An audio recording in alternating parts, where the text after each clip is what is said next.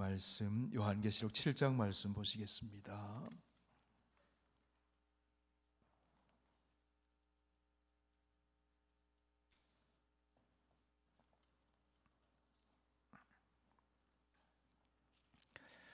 네, 신약성경 405쪽입니다. 요한계시록 7장 1절에서 17절까지.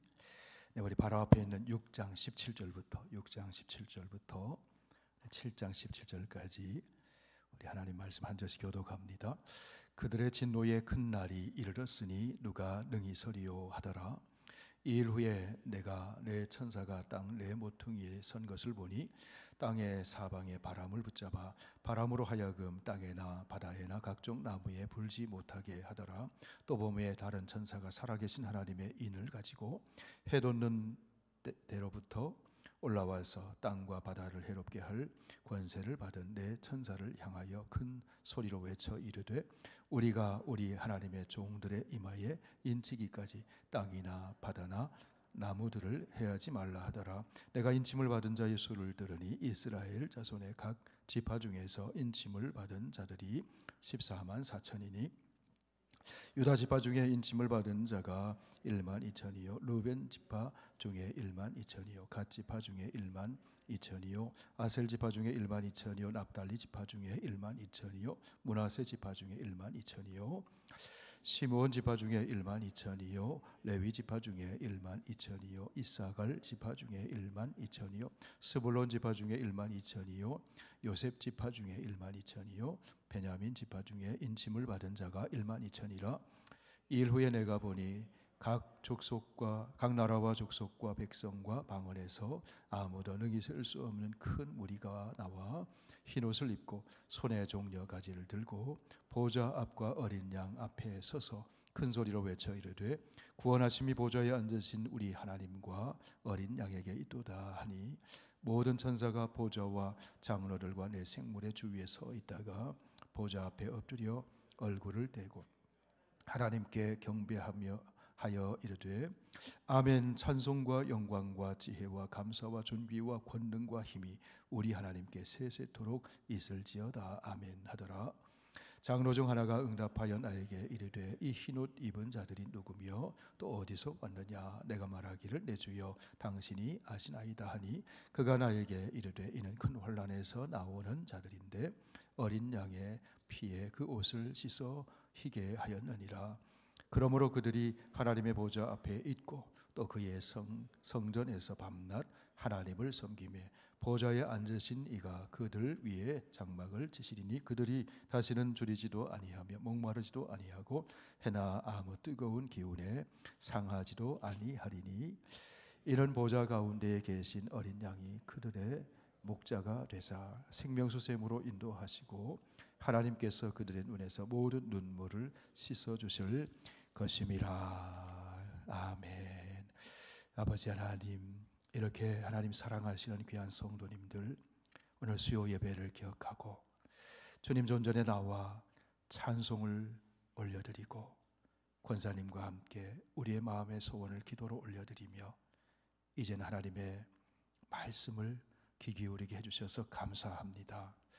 우리의 믿음이 맹목적인 믿음이 아니라 하나님이 주시는 올바른 지식 가운데 성령의 감동을 받아 우리의 지성과 감성과 의지와 모든 것을 다 들여서 하나님을 알게 해주시고 또 주 안에 있는 우리가 누구인지를 알게 해주셔서 우리의 삶이 양으로 생명을 얻게 하되 풍성히 얻게 하시는 주님의 주시는 그 풍성함을 누리며 살도록 인도하여 주시옵소서. 예수님 이름으로 기도하옵나이다. 아멘. 네, 요한계시록도 하나의 문학의 장르가 있는 책이죠. 하나님의 말씀인데 요한계시록 이 묵시서다. 묵시 문학입니다. 그래서 우리가 요한계시록 읽을 때 편지이기도 하고 예언의 말씀이기도 하고 중요한 것은 묵시 문학의 특징을 가지고 있다 하는 사실을 잊지 않아야 됩니다. 그렇기 때문에 이 묵시 문학에 대한 이해를 가지고 있어야 요한계시록을 바르게 이해할 수가 있어요. 그렇지 않으면 그냥 문자적으로 읽게 되거든요. 문자적으로 읽고 해석하다 보면 오류에 빠지게 되고 앞에와 뒤가 서로 연결되지 않는, 그리고 성경이 창세기에서부터 요한계시록까지 전체가 하나의 성경인데 그 안에 서로 모순이 생기는 그런 일들이 발생해요. 그래서 문자적으로 어떤 것을 문자적으로 읽어야 되지만 있는 그대로 이해가 되지만 요한계시록 같은 묵시문학의 특징을 가진 성경은 그 묵시문학에 대한 이해를 가지고 있어야 해석이 되는 겁니다. 그렇기 때문에 요한계시록을 100번 읽어도 100번을 읽는다고 해서 깨닫게 되는 게 아닙니다. 우리 하나님의 주시는 지성과 또 올바른 지식과 이런 묵시문학적인 이해와 배경을 이해하고 성경을 읽어야 올바르게 읽혀져요. 안 그러면 오늘 본문에 그 유명한 이야기 나오죠. 14만 4천에 대한 얘기 나오잖아요. 그러니까 14만 4천도 오해를 하게 되고 그렇게 되는 것이죠. 그러면 묵시문학의 특징이 무엇인가? 우리가 앞에 몇 가지 말씀드렸습니다만 다시 반복해서 말씀드리면 시간적으로는 종말에 일어날 구원과 심판을 가리키는 겁니다. 시간적으로. 공간적으로는 땅의 일과 하늘의 일들이 오가면서 초자연적인 계시를 전달해주는 그런 특징이 있어요. 그러니까 요한계시록 읽으면 땅의 일을 얘기하다가 갑자기 하늘의 일이 나타나고 하나님의 보호자 얘기가 나오고 막 그러거든요. 그리고 묵시문학의 장르는 언제 생겼냐 하면 신구약의 중간기인 주전 2세기에서 주후 1세기에 등장하는 문학의 장르가 묵시문학이에요. 그러니까 이스라엘 백성들이 바벨론 포로에서 잡혀갔다가 포로에서 귀환을 하죠. 그런데 포로에서 귀환해서 예루살렘 성전을 건축하기도 하고, 그런데 여전히 이 바사, 페르시아 제국의 지배를 받았어요. 그 페르시아 바사가 또 멸망을 당하지만 이어서 어느 제국이 등장합니까? 헬라 제국이 등장을 해요. 그래서 그들의 또 압제를 받고 지배를 받고 하나님의 언약 백성들이 고난을 당한단 말이에요. 그 고난의 아주 절정처럼 아주 극심한 고난의 시기가 주전 2세기경이었는데 그때의 헬라 제국에 예루살렘까지 들어와서는 성전을 더럽히는 일이 생겼어요. 돼지 피를 성전에 뿌리고 그런 일들이 벌어졌어요. 그래서 마카베오라고 하는 사람들을 중심으로 해서 이 독립무장 봉기가 일어났죠. 그래서 그 예루살렘 성전을 다시 회복하고 성전을 정화하는, 그 더럽혀진 성전을 정화하는 그런 일들이 생겼습니다.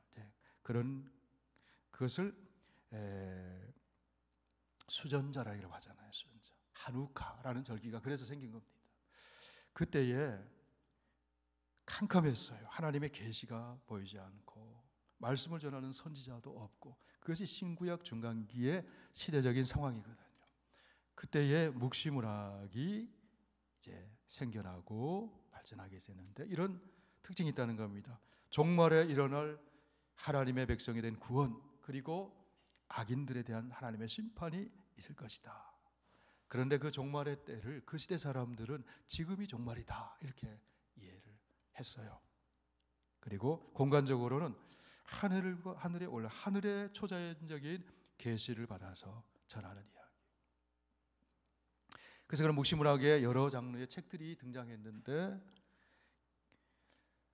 신구약의 정경으로 인정되지는 않았지만 외경, 위경 이런 것들이 생겼거든요. 외경, 우리 캐톨릭 이 공동번역 성경에는 외경을 수록해놨잖아요. 정경은 아니지만 참고할 만한 책이다. 수록을 해놨죠. 위경은 좀 더 신빙성이 떨어지는. 그래서 뭐 에녹서, 마카베오 상하서, 바룩서, 집회서, 뭐 이런 것들 위경들이 있어요. 자, 이런 묵시문학적인 특징을 가진 책들 중에 정경으로 인정된 책이 구약의 다니엘서, 정경이. 그리고 신약에서는 그 1세기까지라고 했잖아요. 지금 요한계시록 기록된 시기가 AD 1세기 90년대에서 100년 사이, 그 사이거든요. 그러니까 요한계시록이 이제 정경으로 인정됐는데, 그런 특징이, 어떤 특징이 드러나는, 환상이나 꿈이나 그 다음에 별이나 동물이나 하나님의 보호자 같은 것들이 등장하고 하늘로 여행하고 천사들이 중재하고, 이제 그런 이야기들을 통해서 하나님의 계시를 전달해 주는 거예요. 자, 이 얘기를 듣고 나니까 다니엘서 그런 게 나오죠, 그렇죠? 특별히 다니엘서 7장 이후에 보면은 다니엘이 환상을 보잖아요. 6장까지는 땅의 이야기예요. 느부갓네살과 또 벨사살 왕과 그들이 땅에 있었던 이야기들을 쭉 얘기하잖아요. 물론 그때도 환상과 꿈을 통해서 계시를 받아서 하늘의 지혜를 받아서 꿈도 해석하지만 7장 이후에 보면 하늘의 환상을 보고 그 다음에 인자 같은 이가 나타나서 영원한 나라를 다스릴 것이다. 그게 다니엘서 7장의 이야기거든요. 그런 특징이 있어요. 그리고 하나님의 보호자에서 새로운 계시를 받는데, 자, 계시는 뭡니까? 하나님 뜻을 알려주시는 거잖아요. 땅의 이야기, 땅의 계시를 받은 사람의 대표적인 사람이 모세입니다. 자, 모세는 어디서 계시를 받느냐면 하나님 말씀, 모세께서 말씀하시잖아요. 그 말씀이 계시잖아요. 하나님 말씀이. 모세는 어디서 계시를 받습니까? 성막의 성소에서 계시를 받거든요. 그 성소에는 뭐가 있어요? 지성소에 언약궤가 있죠. 언약궤의 덮개가 뭡니까? 시은좌. 거기서 하나님의 말씀이 모세에게 주어져요. 그것을 백성들에게 전달을 하죠. 그런데 이 묵시서에서 보면은 땅의 이 모세처럼 땅의 성막에서 계시를 받는 것이 아니라 어디서 계시를 받냐면 하늘의 보호자에서 계시를 받는 거예요. 4장, 5장, 6장, 4장, 5장 하나님의 보호자가 보이잖아요. 그렇죠? 보호자를 보는 이야기가 나오죠. 하나님의 보호자, 시은자. 시은자가 어디예요? 성소에, 성막에, 성전에 그 언약궤의 덮개가 시은자, 하나님의 보호자잖아요. 은혜가 베풀어진 장소, 보호자잖아요. 근데 그것은 모형으로서 지상에 있는 하나님의 보호자고, 어디서 봅니까? 하늘로 올라가서 직접 하나님의 보호자를 보는 거예요. 누가요? 요한이. 근데 그 보호자는 하나님이 통치하시는 보호자거든요. 하나님 통치는 무엇으로 나타나는가 하면 하나님은 구원의 주권자가 되시고 또 심판의 주권자가 되신다. 그 당시에 바벨론도 마찬가지고, 더 멀리 가면 애굽도 마찬가지고, 바벨론도 마찬가지고, 페르시아 바사도 마찬가지고, 헬라도 마찬가지고, 로마도 마찬가지. 지상의 제국들이 그들의 강력한 힘을 가진 그 제국의 군주들이 이 바로 파라오나 아니면 로마의 가이사나 아니면 헬라의 알렉산더나 이런 사람들이 강력한 힘을 가지고 통치하고 주인 행세를 하잖아요. 그런데 그들이 진정한 주인이 아니고 정말 통치하시는 분은 하나님, 하늘에 계신 보호자에서 통치하시는 하나님이시다. 지상에 있는 성도들은, 하나님의 백성들은 고난을 당하지만 정말 심판과 구원의 주권을 가지신 분은 하나님이시다. 그것을 보여주는 거예요. 누구를 통해? 요한을 통해. 그래서 보호자 얘기가 나오죠. 4장에. 자, 보니까 요한이 하늘 문이 열렸는데 보호자가 있어요. 그 보호자 주위에 네 생물이 있고 24장로가 있는데 하나님을 세세토록 찬양하는 거예요. 찬양은 누가 하는 거예요? 승리한 성도가 찬양하는 거잖아요. 그것을 보여주는 거죠. 온 피조 세계와 구원받은 백성들이 하나님을 찬양하는 거죠. 5장 말씀은 그 보호자를 자세히 보니까 카메라에 클로즈업을 해서 보니까 보호자에 뭐가 크게 보입니까? 손이 하나님의 보호자에 앉으시네. 오른손이 보이는데 그 오른손에 뭐가 있어요? 두루마리 책이 있단 말이에요. 자, 그 두루마리 책에 인으로 봉해놨어요. 근데 그 인으로 봉해난 두루마리 책은 이거 계시의 책이잖아요. 그것을 열어서 하나님의 심판과 구원은 동전의 양면이에요. 하나님의 백성을 대적하는 악한 자들이 심판받는 것은 뒤집으면 핍박받는 고난당하는 하나님의 백성들이 구원받는 거잖아요. 그 두루마리의 인을 떼면 그런 심판이 펼쳐져 가는 거죠. 자, 일곱 인, 일곱 나팔, 일곱 대접, 이렇게 점진적으로 심판이 펼쳐져 가는 거죠. 그런데 그 인을 떼기에 합당한 분이 누구냐? 땅을 아무리 돌아봐도 없어요. 그런데 5장 말씀이죠. 다윗의 뿌리고 다윗의 뿌리가 이겼으니 그 두루마리와 일곱 인을 떼시리라. 일곱 인을 떼기 합당한 분이 어린 양 누굽니까? 죽임을 당한 어린 양 예수 그리스도예요. 죽임을 당했는데 죽은 것 같아요. 그런데 그분이 살아서 영원히 통치자가 되셔서 하나님 보좌에 함께 통치하시면서 구원과 심판의 모든 주권을 위임받아서 통치하시는 분이랑 심판하시는 분입니다. 그래서 5장의 말씀 보면서 새 노래로 찬양하잖아요. 자, 5장 9절 말씀 봅니다. 5장 9절 시작. 그들이 새 노래를 불러 이르되 두루마리를 가지시고 그 인봉을 떼기에 합당하시도다. 일찍이 죽임을 당하사 각 족속과 방언과 백성과 나라 가운데에서 사람들을 피로 사서 하나님께 들으시고 그들로 우리 하나님 앞에서 나라와 제사장들을 삼으셨으니 그들이 땅에서 왕노릇 하리로다. 어린 양 예수 그리스도가 인을 떼시기에 합당하시다. 그래서 이제 6장에 가면 인을 떼시잖아요. 그죠? 인을 떼면서 하늘에서 인을 떼세요. 어린 양이. 그러니까 하늘에서 소리가 나죠. 인을 떼실 때마다, 첫 번째 인을 떼실 때마다 오라 그러죠. 누가 튀어나와요? 말이 튀어나와요. 말이 흰 말, 그 다음에 불빛, 붉은 말, 검은 말, 청황색 말이 인을 뗄 때마다 첫 번째 인 뗄 때 흰 말이 나오고, 두 번째 인 뗄 때 불빛 붉은 말이 나오고, 세 번째 인 뗄 때 검은 말이 나오고, 네 번째 인을 뗄 때 청황색 말이 나오고. 그런데 나오는데 오라 그런단 말이에요. 하늘에서 인을 떼시고 하늘에서 오라 부르니까 그 말들이 땅으로 내려가는 거죠. 땅으로. 땅에서 말들이 바로 예수 그리스도를 그 심판을 시행하는 거죠. 그 이야기가 6장의 이야기예요. 자, 네 번째 인까지 그렇게 뗐습니다. 자, 다섯 번째 인을 떼니까 제단 앞에서 일찍이 죽음당한 영혼들이 거기서 우리의 피를 언제까지 심판하여 갚아주기를 어느 때까지 하시리까 하고 그 신원하는 그 이야기가 다섯째 인을 떼니까 6장 9절이죠. 그 얘기가 나오고, 그 다음에 그러니까 어떻게 말씀합니까? 자, 그 수가 차기까지 그 고난의 동참하, 고난의 현실 속에 있는 성도들을 얘기하는 겁니다. 꼭 순교가 아니더라도. 그 얘기가 지난주에 나눴던 말씀이에요. 기억이 나시죠? 다시 들으면 기억이 나요. 기억이 나시면 기적입니다. 네. 그 다음에 여섯째 인을 떼니까 큰 재진이 나고 해가 검은 별로 그다음 달이 핏빛이 되고 하늘의 별과 무화과가 대풍이 막 흔들리고 우주적인 격변을 겪는 심판이 시작이 됐어요. 자, 이런 우주적인 격변의 심판이 진행될 때, 자, 17절 말씀, 6장 17절 말씀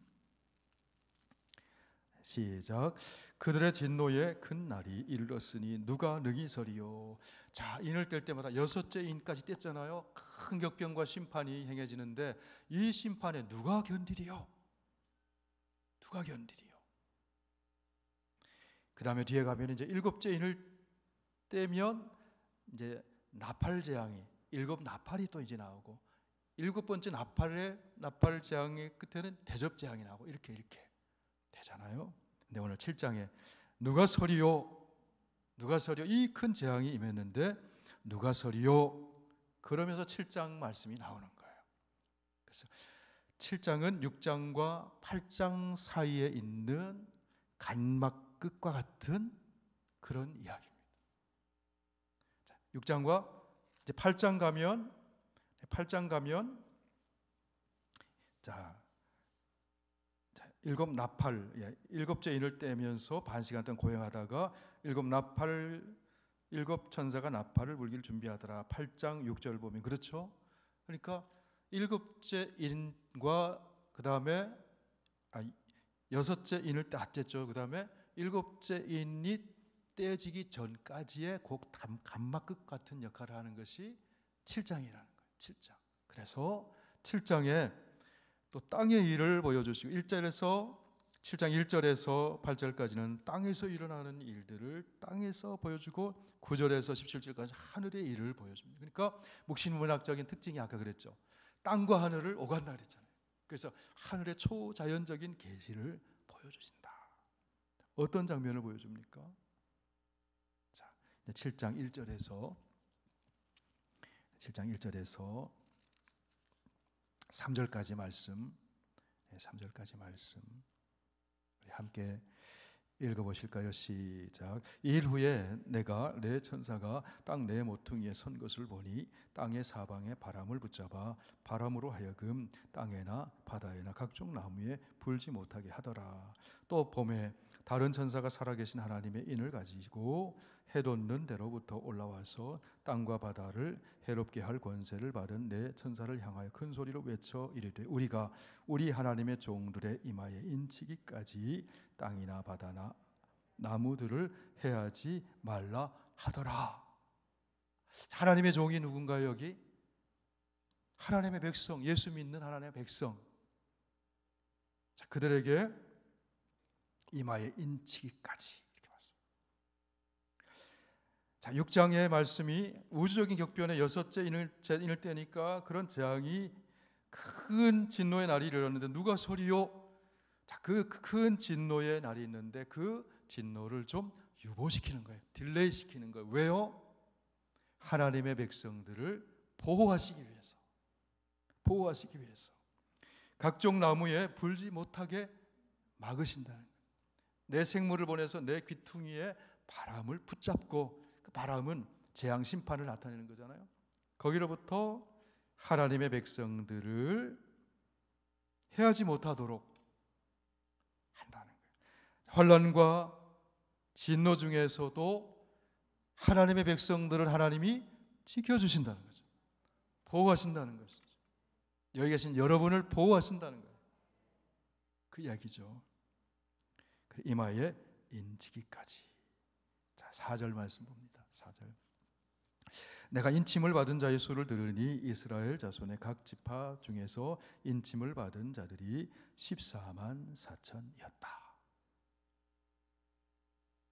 자, 인침을 받는다는 건 뭘 뜻하냐면 소유권을 주장하는 소유권이 있다는 거예요. 자, 하나님의 인침을 받으면 소유권이 누구의 소유라는 거예요? 하나님의 소유. 하나님의 소유. 그런데 세보니까 14만 4천. 한국 교회 이민 이 교회에도 침투해가지고 막 혼란스럽게 한 그 이단 종파가 있죠. 여러분, 신천지, 그죠? 신천지는 기성교회 교인들은 이 인침받은 14만 4천에 들지 못한대요. 베드로의 선교교회 성도는 못 든대요. 누구와? 신천지가. 그리고 신천지 교인들만 14만 4천에 든대요. 그런데 신천지 교인이 부흥을 해가지고 14만 4천이 넘어버렸대요. 그럼 어떻게 된 거예요 그거? 넘었대요. 그게 엉터리잖아요. 엉터리.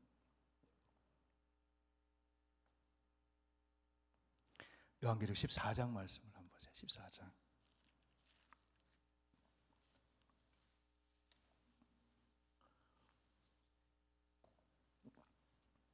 14장 1절 1절 말씀 읽으실까요? 또 내가 보니 보라 어린 양이 시온산에 섰고 그와 함께 14만 4천이 서 있는데 여기 14만 4천 또 나오죠.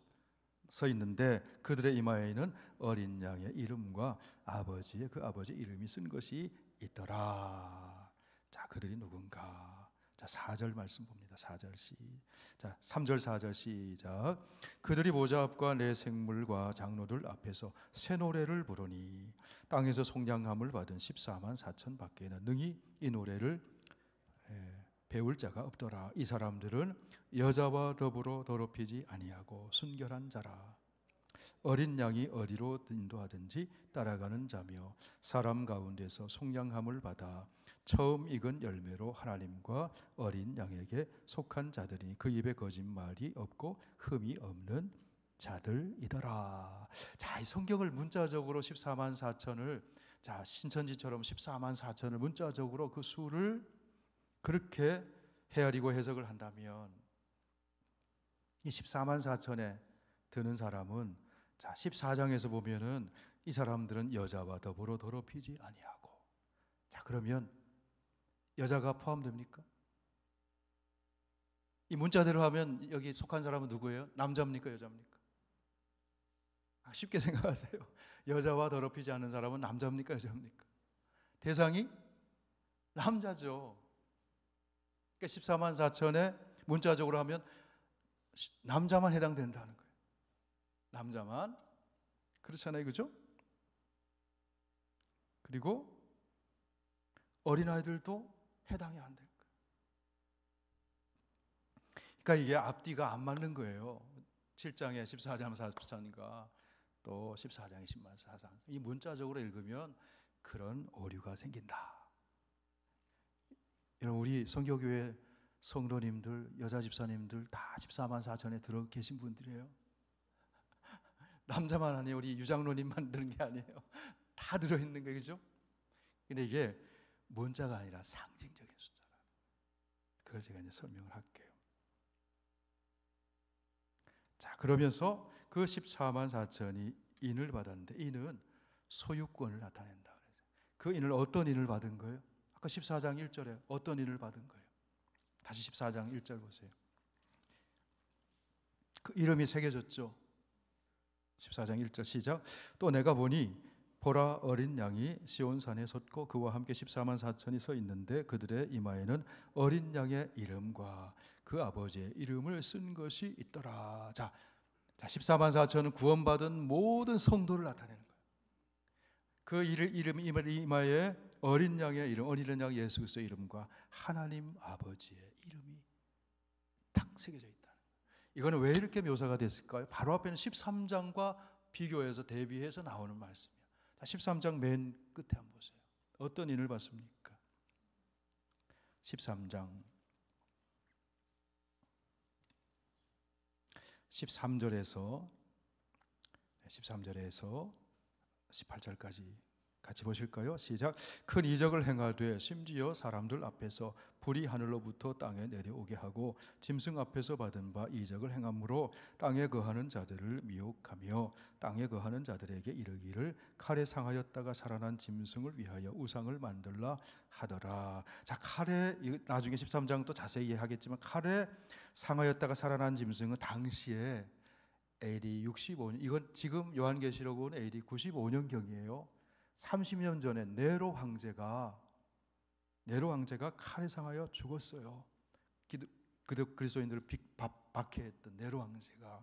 그런데 이 도미티아누스 30년 후에 나타난 요한계시록을 기록한 이 당시에 로마의 황제가 도미티아누스인데 마치 죽었던 네로가 다시 환생한 것처럼 그렇게 보였다는 거예요. 당시 사람들이 이 네로가 다시 살아남았나 보다 이렇게 생각을 했다는 겁니다. 칼에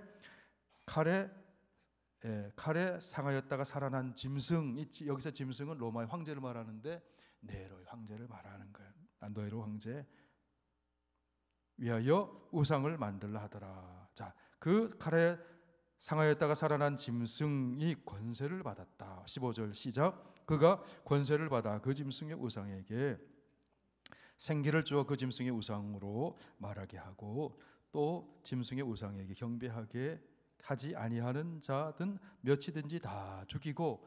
자, 로마의 그 황제에게 절하지 않고 우상에 절하지 않는 사람들은 다 죽였다. 순교했다. 죽이라고 했다는 거죠. 죽이게 해더라. 그가 모든 자 곧 작은 자나 큰 자나 부자나 가난한 자나 자유인이나 종들에게나 오른손에 이마에 표를 받게 하고, 오른손이나 이마에 표를 받게 하고, 표를 받는다는 것은 인을 받게 하는, 인을, 짐승의 표를 받는 거죠. 17절 누구든지 이 표를 가진 자 외에는 매매를 못하게 하니, 그 당시에 어떤 조합에 속해서 경제활동을 못하게 하는, 그래서 그 표를 받은 사람, 인을 받은 사람만 경제활동하게 한다. 누구에게 굴복하는 사람?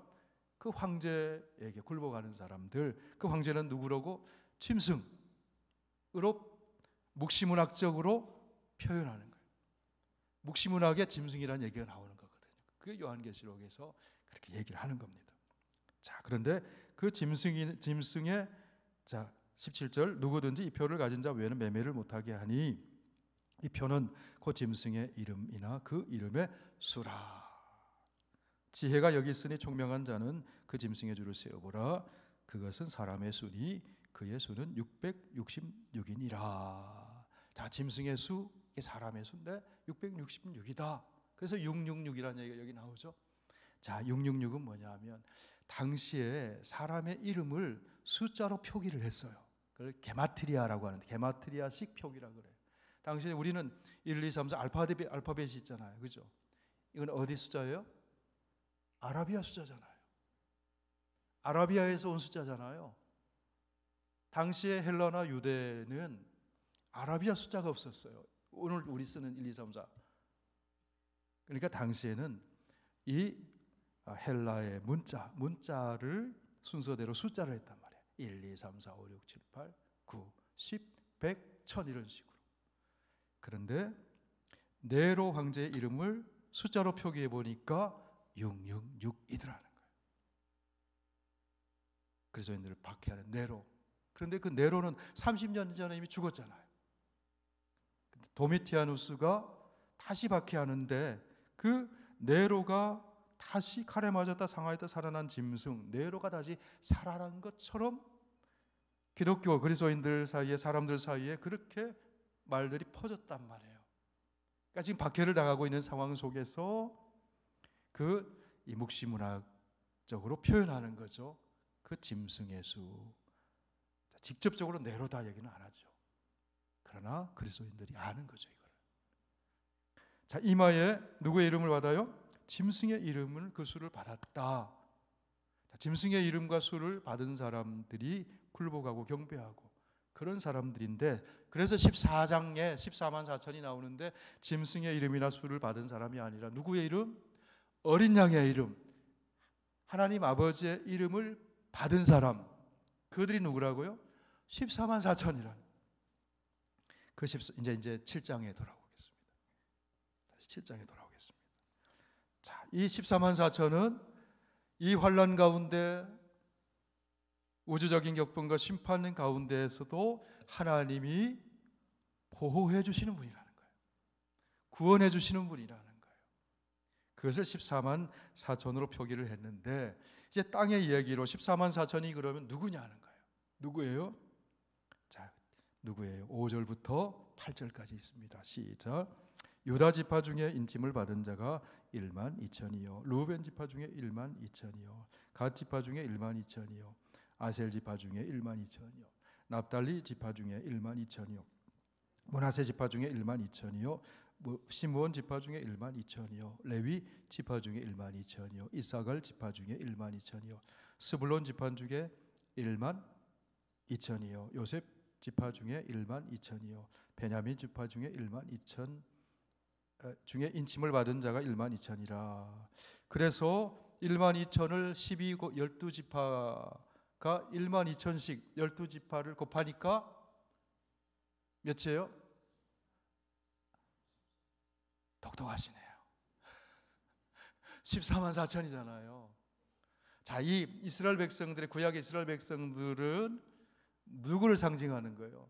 하나님의 구원받은 언약 백성을 상징하는 거잖아요.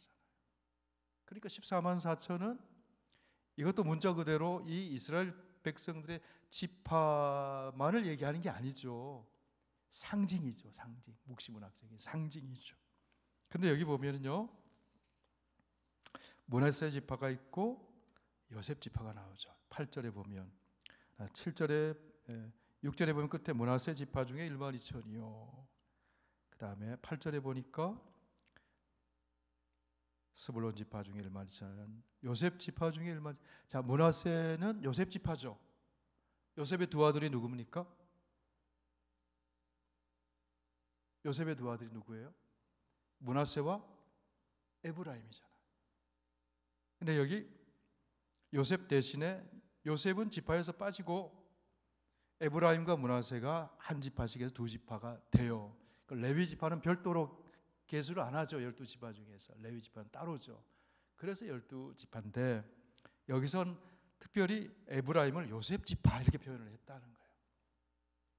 아시겠죠? 예, 어쨌든 그런데 그 숫자가 14만 4천이다. 또 이렇게 이해할 수도 있어요. 3은 하나님의 수, 하늘의 수예요. 4는 땅의 수예요. 하늘의 수와 땅의 수를 더하면 7 완전수예요. 하늘의 수와 땅의 수를 곱하면 12도 완전수예요. 그러니까 12, 12지파에 12 곱하기 1000, 1000은 무한대의 수예요. 셀 수 없는 수를 상징할 때 1000 그래요. 1000. 그래서 12지파에 12, 예, 12,000씩. 이 12,000씩은요, 또 이 군대의 조직을 나타내요. 군대의 조직을. 자, 그래서 자, 민수기 31장을 한번 보세요. 민수기 31장.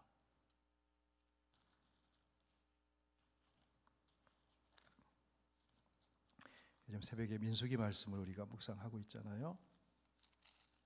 네, 1장에서 이스라엘 백성들 출애굽 인구를 계수하죠, 그죠? 계수하죠. 그 다음에 두 번째 또 계수를 하죠. 모압 땅에서 오늘 읽은 말씀이 그죠? 자, 계수하는 31장 4절 말씀 보세요. 4절. 자, 3절, 4절. 3절 먼저 읽으실까요? 시작. 모세가 백성에게 말하여 이르되 너와 함께 있는 사람들 가운데서 전쟁에 나갈 사람들을 무장시키고 미디안을 치러 보내어 여호와의 원수를 갚되. 이 무슨 말이에요? 전쟁이 나갈 때 어떻게 합니까? 4절. 이스라엘 모든 지파에게, 모든 지파는 누굽니까? 12지파, 그죠? 12지파 가운데서 각 지파에서 몇 명씩? 1000명씩 보낼지니라. 자, 12지파, 여기 1000명이라는 숫자가 여기 나오는 거예요. 1000부장 100부장 할 때 1000명씩. 5절 시작. 각 지파에서 1000명씩 이스라엘 100만 명 중에서 12,000명을 택하여 무장을 시킨지라. 그래서요, 1000명 단위가 군대 조직의 단위인데 12지파가 1000명씩 그렇게 해서 12,000인데 요한계시록에서는 그런 12지파를 완전수인 12에다가 1000명씩을 곱해서 각 지파마다, 민수기에서는 한 지파마다 12지파 합쳐서 12,000이잖아요. 한 지파마다 1000인데 요한계시록에서는 거기에 완전수 12를 곱해서 한 지파마다 12,000. 그래서 14만 4천이 된 거예요. 네, 수요일에 나오시는 분은 산수도 좀 할 수 있어야 됩니다. 14만 4천이라는 거예요. 14만 4천. 자, 이거는 땅의 일을 보여준 거예요. 근데 이제는 하늘의 일을 또 보여줘요. 7장 9절 말씀하세요. 7장 9절.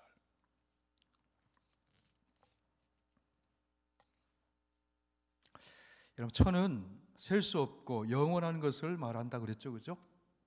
셀 수 없고 영원한 거 그랬죠. 7장 9절 보세요. 무슨 말씀이 나오나? 시작. 이일 후에 내가 보니 각 나라와 족속과 백성과 방언에서 아무도 능히 셀 수 없는 큰 무리가 나와 흰 옷을 입고 손에 종려가지를 들고 보좌 앞과 어린 양 앞에 서서 큰 소리로 외쳐 이르되 구원하심이 보좌에 앉으신 우리 하나님과 어린 양에게 있도다 하니. 자, 무슨 말씀이에요? 자, 7장 5절에서 8절까지는 구약의 이스라엘 백성들을 대표적으로 상징적으로 구원받은 언약 백성의 상징으로 12지파의 12,000씩에서 14만 4천을 계수한 거예요. 상징적인 수죠. 근데 천은 어떤 수라 그랬어요? 셀 수 없는 수, 무한대의 수라 그랬잖아요. 하나님의 계명을 지키는 자에게는 1000대까지 은혜를 베푸시느니라. 아멘. 1001대 되면 어떻게 될까요? 1001대 되면 어떻게 될까요? 끝. 그 얘기가 아니죠. 1000대까지 은혜를 베푸신다는 것은 무한대로 은혜 주신다는 거예요. 영원히 은혜를 주신다는 거예요. 동시에 천은 셀 수 없는 거예요. 무한대. 그래서 자, 여기는 이스라엘 백성 12지파인데 9장에 보니까 이스라엘 지파가 아니에요. 각 나라와 족속과 백성과 방언에서 뭡니까? 이스라엘만이 아니라 모든 족속. 아브라함이 부르셨을 때 아브라함의 자손 이삭과 야곱과 이스라엘 집 자손에게면 너로 말미암아 복을 받으리 이렇게 하셨나요? 그렇게 안 했잖아요. 창세기 12장에 보면 너로 말미암아 모든 족속이 복을 받으리라. 아브라함에게 주신 약속 언약이 성취됐잖아요. 누구 안에서? 예수님 안에서. 그래서 여기 14만 4천 유다 백성 12지파의 14만 4천이 부연 설명하는 거예요. 하늘에서. 그 14만 유다 이스라엘 지파의 12지파의 14만 4천은 셀 수 없는 큰 무리와 똑같은 거예요. 동격. 14만 4천은 셀 수 없는 숫자를 말하는 거죠. 그 수가 차기까지 인침받는 뭡니까? 구원받는 성도들. 지금뿐만 아니라 과거뿐만 아니라 지금도 미래에도 구원받는 모든 성도들이 그 재앙을 심판 중에도 재앙을 면하고 보호를 받는다는 거죠. 이마에 하나님의 이름 어린 양의 이름으로 인침받은 사람들이 그 얘기입니다. 그래서 하늘에서 찬양을 부르죠. 찬양은 누가 부를까요? 구원받은 사람만이 찬양 부를 수 있어요. 여러분 구원 받으셨죠? 오늘 찬양 부르셨죠? 구원 안 받은 사람 찬양 못 불러요. 부를 수는 있겠지만 의미를 몰라요. 자, 찬양 부르잖아요. 10절 다시 시작. 큰 소리로 외쳐 이르되 구원하심이 보좌에 앉으신 우리 하나님과 어린 양에게 있도다. 할렐루야. 구원하심이 세상의 그 무엇이 아니에요. 어떤 물질이 아니에요. 권세가 아니에요. 이 가이사나 바로나 느부갓네살이나 그런 세상의 권세를 가지고 마치 하나님 행세하면서 우상 숭배 자리에 서 있는 황제 숭배 자리에 서 있는 그런 자들이 구원하시는 게 하는 게 아니라는 거예요. 내가 구원할 테니까 너희가 인침을 받아라. 어디에? 이마나 손에. 무슨 수로? 짐승의 수로. 그러면 구원받는 게 아니라는 거예요. 그게 13장의 이야기죠. 14장의 이야기는 뭡니까? 하나님의 이름 어린 양의 이름으로 인침받은 사람. 그 인침받는다는 것은 다른 말로 하면 주로 고백하는 사람, 믿는 사람에게 성령으로 인쳐주시는 거죠. 그래서 확신을 갖게 하는 거죠. 그 사람들이 구원의 감격 속에 찬양하는 거예요. 그래서 우리는 천국에 가면 지금도 이 땅에서 찬양 부르는 그곳에 하나님 나라가 현재적으로 임하는 줄 믿습니다. 찬양하는 자리가 하나님 나라가 임하는 거잖아요. 하나님 통치가 임하는 거잖아요. 그것이 영원한 하나님 천국에 이어지는 거잖아요. 완전한 예배가 이어지는 거잖아요. 그것이 완전한 구원이잖아요. 그러니까 장로가 묻잖아요. 여기 13절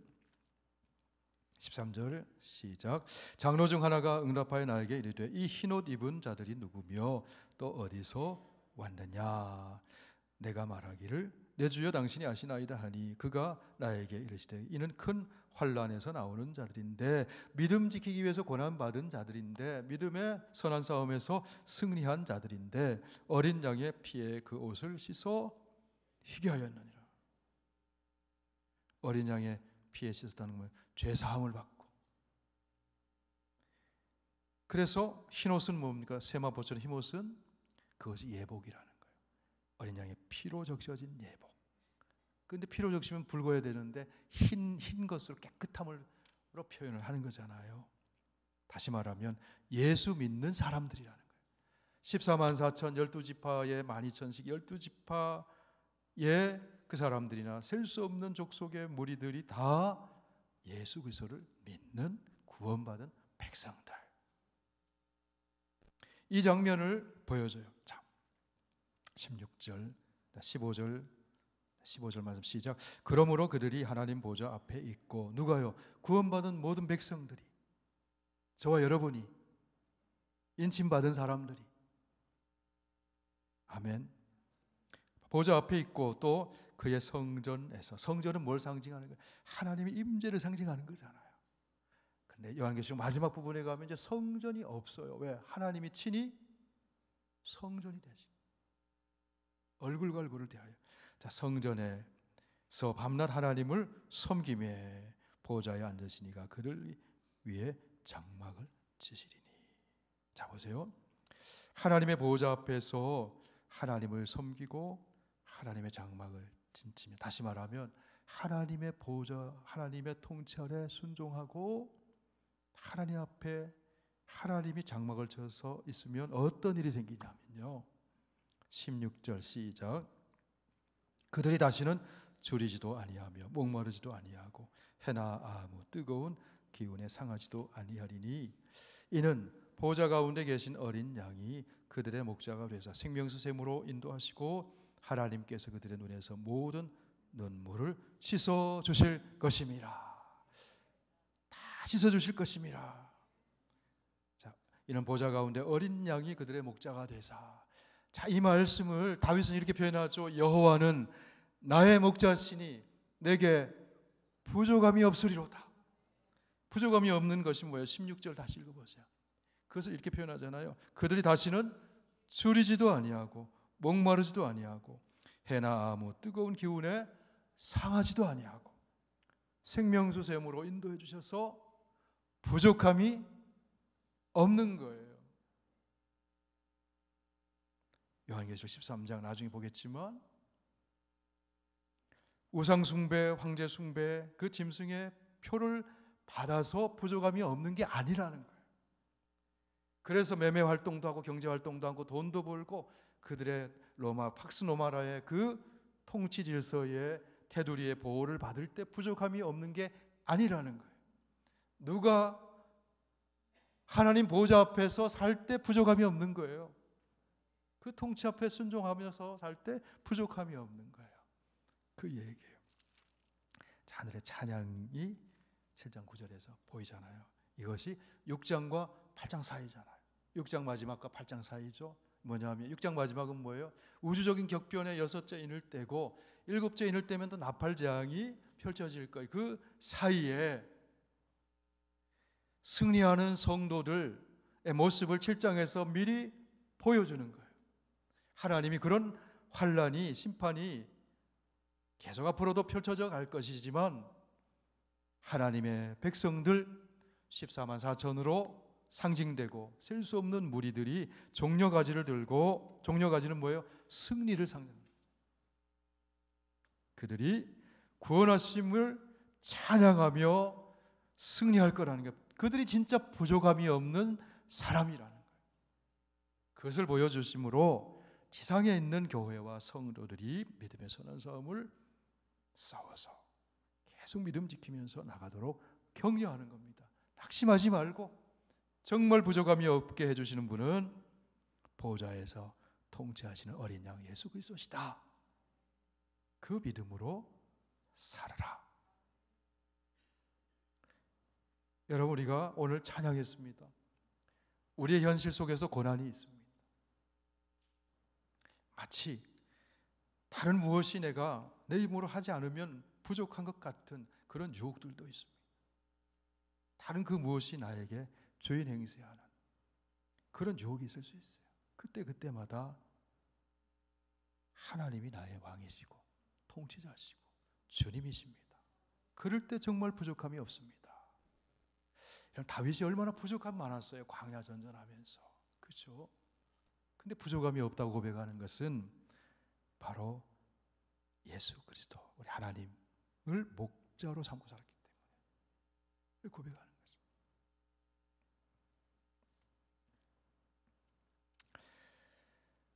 우리 마태복음 6장 말씀 읽고 말씀 마무리하겠습니다. 마태복음 6장. 더 길게 하시면 귀에 안 들어오실 것 같아요. 다음 주에 또 이어서 하겠습니다. 자, 6장 24절 같이 있습니다. 시작. 한 사람이 두 주인을 섬기지 못할 것이니 혹 이를 미워하고 저를 사랑하거나 혹 이를 중히 여기고 저를 경히 여김이라. 너희가 하나님과 재물을 겸하여 섬기지 못하니라. 섬김의 대상은 뭐니까 주인으로 삼는 것이 재물이 되지 않는. 이 말씀을 요한계시로 연결하면요, 13장에 연결하면 재물을 가지고 유혹을 해요. 짐승의 수 인침을 받지 않으면 매매를 못한다 그러잖아요. 그런 거 뭐냐면 그 로마의 황제가 제공하는 그 재물을 주인처럼 여기고 살면 너희가 편안할 거다, 안전할 거다. 그런데 그렇지 않다는 거예요. 한 사람이 두 주인을 섬기지 못해요. 진짜 주인은 하나님, 예수 그리스도.